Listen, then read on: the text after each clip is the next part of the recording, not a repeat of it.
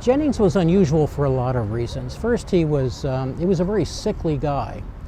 He had suffered something called Pott's disease when he was in his 20s, and this was a disease that had collapsed his backbone. He had lost several inches of height. He had suffered organ damage, and as a consequence of all of this, he also had a hunched back. So he was a little man with a hunched back and a lot of health problems. Nonetheless, he was a very cheerful guy, liked to sing and to tell stories. People naturally liked Asa Jennings. He wanted to make himself useful all the time. This is one of the themes of his life of service, making himself useful. And he found himself in Smyrna really, as all of these troubles began, and with no sort of context or background. But he immediately went to work trying to help people as part of the American Relief Committee. He was a frail man, although he's not relatively old. He's in his mid to late 40s at this time. But he was a bit bent over, hadn't had the best health in his life. But he was a convicted Christian, a man of faith, who felt that God had called him to do something good and important in his life. He had great faith. He believed in God. He believed in the mission of God. That's it. He had faith. And if you look at his whole life, it was all based on faith. And when he was in the middle of the rescue, and he was going to Middling, and these people kissed my hands and clothing, and many grabbed me and fell to my feet and kissed my shoes. And then he later, as I mentioned, got into his room, and he said he fell to his knees and he cried. He was so emotionally overcome. And then, now, the lives of those people are his responsibility. I have depended on the Lord all my life, and never did I throw myself so completely on him as during those days. He was, God, stick with me. I need you right now. Speaking to the Lord our Master. He had great faith. And that's what his whole life was dictated. It wasn't marriage and kids and going to a Little League game. It was human life. He used his house to help the Smyrna, but also he rented a house, by the Quay, and then he would go around and pick up the orphans, the pregnant women, and take them to this house. Another thing he did, he took the other house too, and he put the American flag in front of the building so that they will not be touched by the Turkish people. At the beginning it was okay, but at the end, when the fire started, burning the whole city, the Turkish people didn't care. The Turkish soldiers did not care if you were an American or Italian. They were trying to clean up everything, all the people that were not Muslims in Turkey. But he did spend his own money to help the poor people and the orphans, and that's admirable.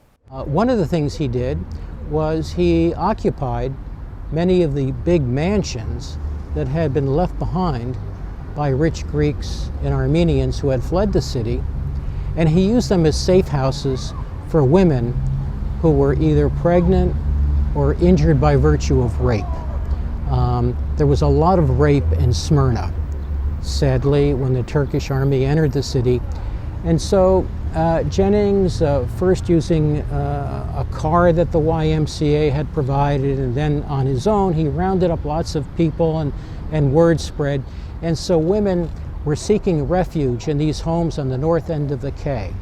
Jennings, at the port of Mytilene, noticed that there was a number of Greek merchant vessels just idling in the port of Mytilene. And he had the brilliant idea that those ships could be used to bring the refugees back from Smyrna. He asked the Greek military authorities.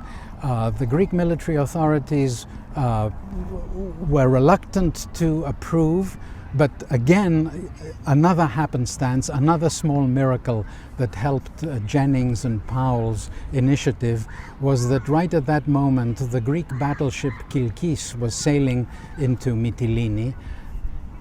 Jennings boarded the battleship, met Admiral Ioannis Theofanidis, and asked him to order the ships or allow the ships to go to Smyrna. And during this period, after the fire, 15, 16, 17, 18, 19, it was a hopeless situation with people like Jennings doing what they could, but there was no sense of how this was going to end. Then on September 20, something important happened. And by the way, it happened to be Asa Jennings' 45th birthday. He came out of one of the safe houses and he saw an Italian passenger ship in the harbor. And he thought, you know, if I can get some of the people from the safe house onto that ship, I can get them out of the city.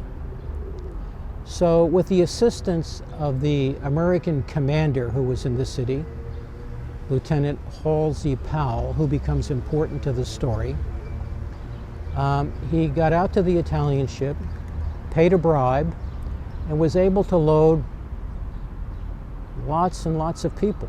In fact, Halsey Powell provided the transit. He brought the people out to the ship, women principally, but men and women out to this Italian ship, and they were taken, I think on the 21st, to Mytilene.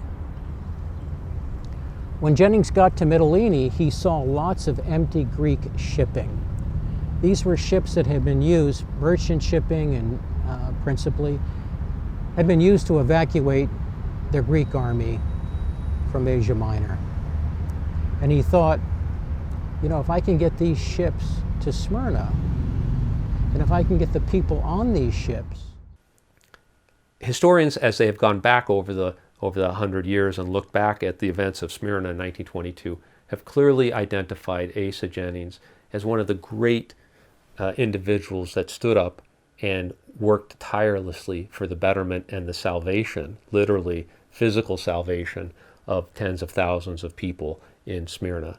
And he is rightly remembered as a hero.